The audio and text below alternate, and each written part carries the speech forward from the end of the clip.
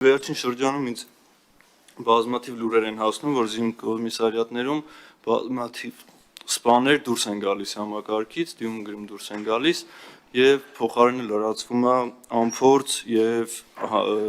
ծառայությունից ոչ բանիմաց մարդկանցով։ Ուզում եի ասեք նաեւ այս ինչ խնդիր է։ Նաեւ 25-օրյա հավաքների համար ուզում եի հարցնել, մենք երբ որ սկսեց այս հավաքները նախ Երամսիա էր, հետո դառավ 25-օրյա, բոլորիս համար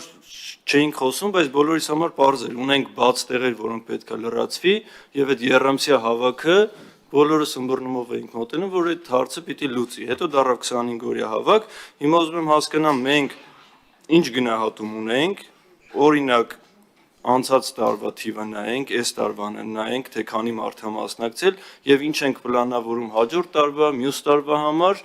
ավելի մեծ թվով մարդ պիտի ներգրավենք այդ հավաքներին, թե պակաս թվով մարդ։ Եվ վերջի հարցը երկրապահի ներգրավվածությունը, հա, մենք բոլորս էլի հասկանում ենք ու չենք բարձրաձայնում, որ երկրապահի երբեմն տարիքով շատ մեծ, երբեմն շատ առողջական խնդիր ունեցող մարդկանց ներգրավում ենք, որովհետև ունենք դրա կարիքը։